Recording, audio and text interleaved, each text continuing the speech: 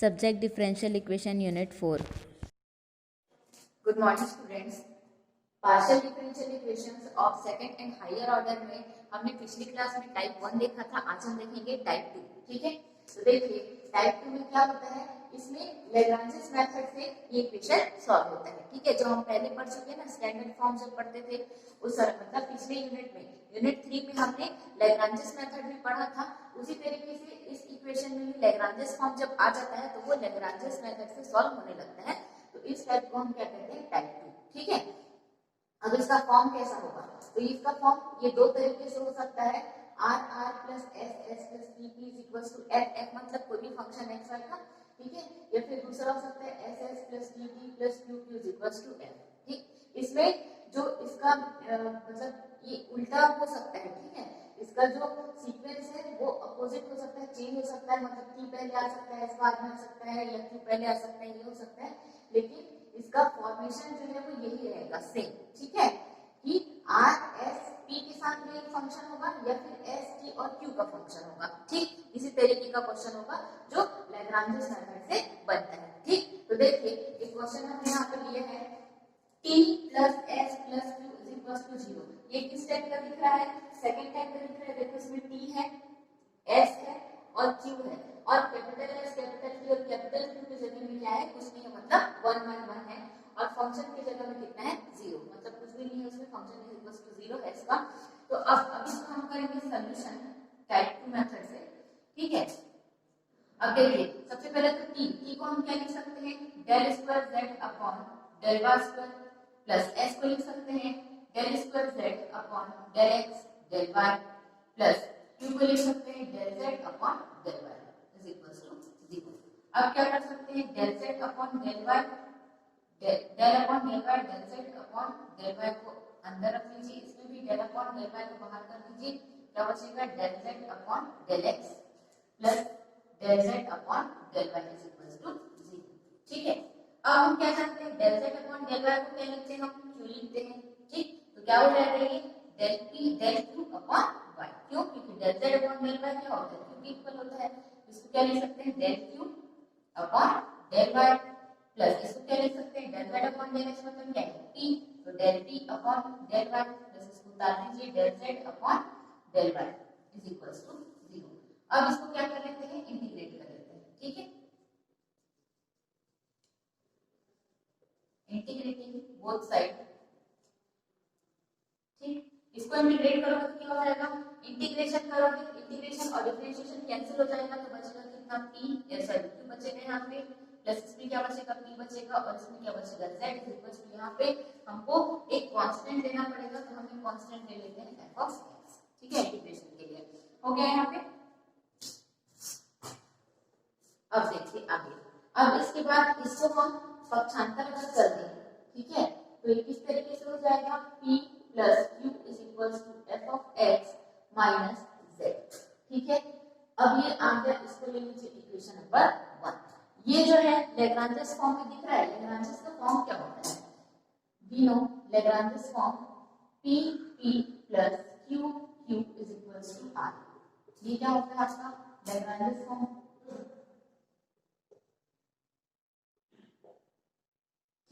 इसी में दिख रहा है ये इक्वेशन, p कैपिटल P की जगह में 1 है, कैपिटल Q की जगह में 1 है, और q is equals to r की जगह में f of x minus z है। ठीक है, तो ये लैग्रांजेस फॉर्म आ गया।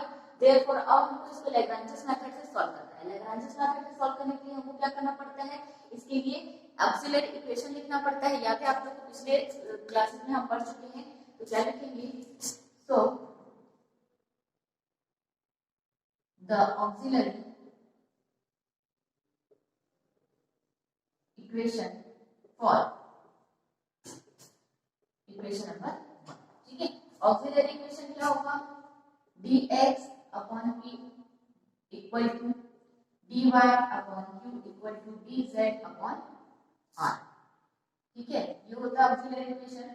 तो देखिए ये दिख रहा है लैग्रांजेस फॉर्म में है आपका इक्वेशन नंबर 1, तो उसके लिए हम ऑक्सिलरी फॉर्म लिखते हैं, ऑक्सिलरी इक्वेशन।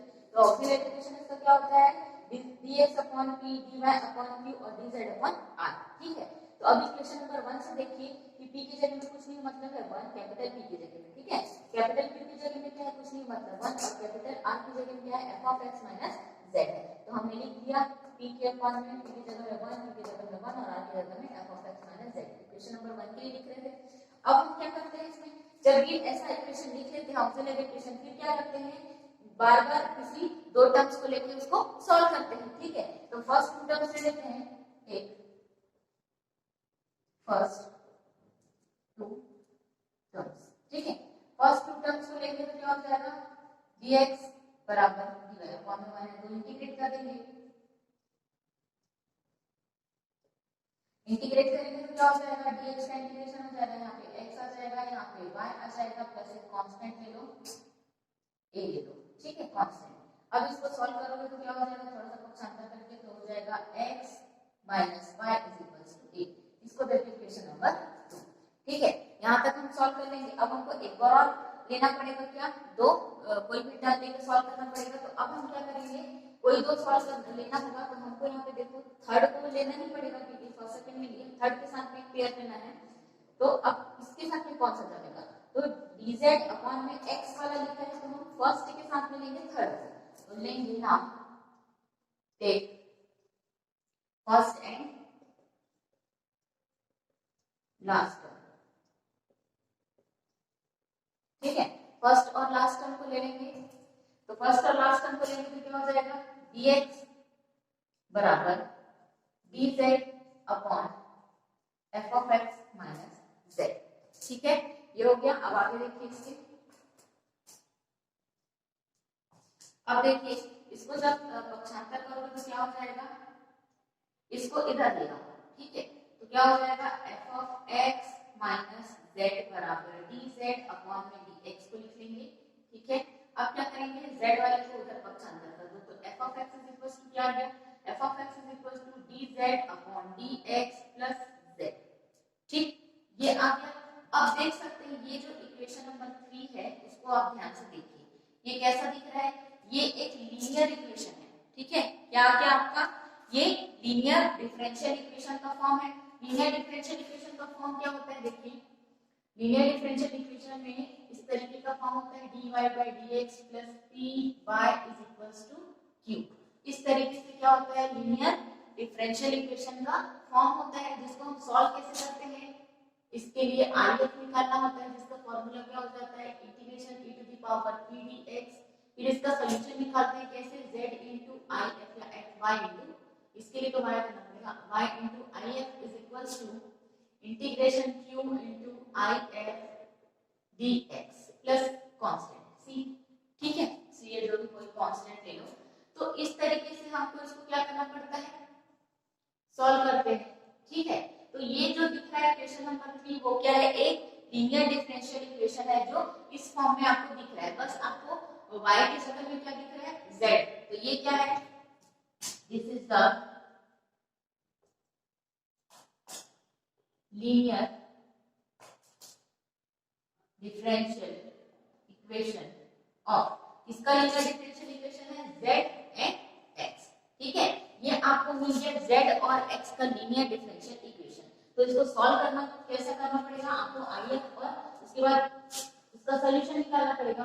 ठीक है, तो if निकालने के लिए क्या करना पड़ेगा, therefore if is equals to if बराबर क्या करना है, integration p dx।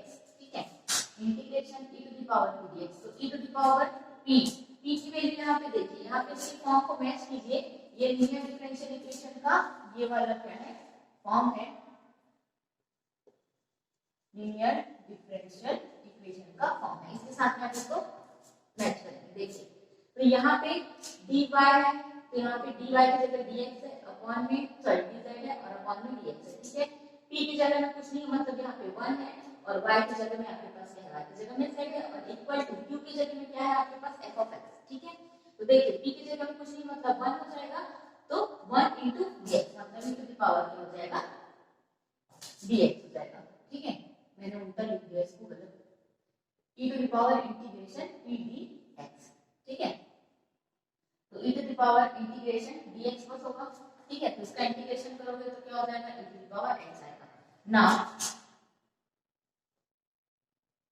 So z of Z I F बराबर क्या हो जाएगा, देखो ये y के लिए था तो हम y इंटू आई एफ लिखते हैं सोल्यूशन जब निकालते हैं, लेकिन यहाँ पे y की जगह z है इसलिए हमको लिखना पड़ेगा Z I F is equals to integration, और आई एफ की value e to the power x है तो direct e to the power x भी लिख सकते हो, बट मैं पूरा लिख के दिखा रही हूँ आपको।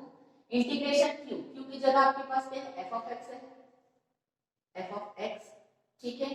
आई एफ की वैल्यू क्या है, e to the power x, ठीक है, इनटू dx प्लस कांस्टेंट ले लीजिए d, ठीक है, प्लस कांस्टेंट।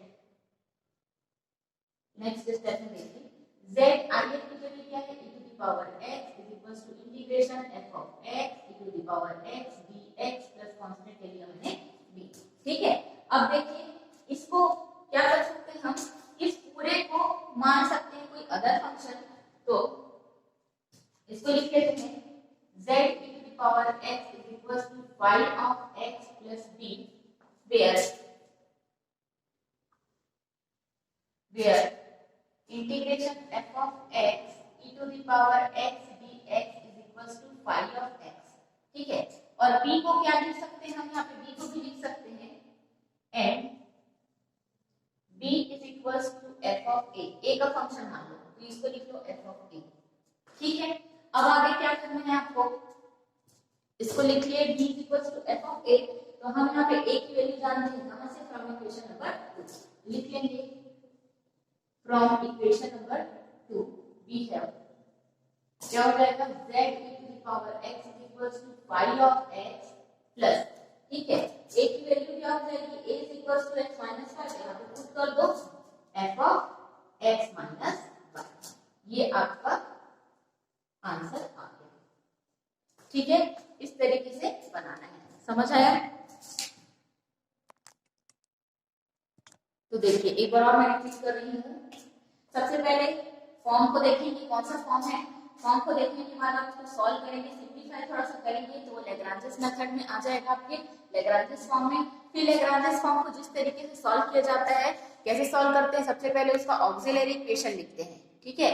ऑक्सिलरी इक्वेशन लिखे, ये देखो ऑक्सिलरी इक्वेशन हमने लिखा, ऑक्सिलरी इक्वेशन लिखने के बाद फर्स्ट टू टर्म्स हमने ले लिया, उसके बाद क्या करते हैं, मतलब कोई भी दो टर्म लेके सॉल्व करते हैं, फिर एक बार और फिर दो टर्म लेके सॉल्व करते हैं, ठीक है।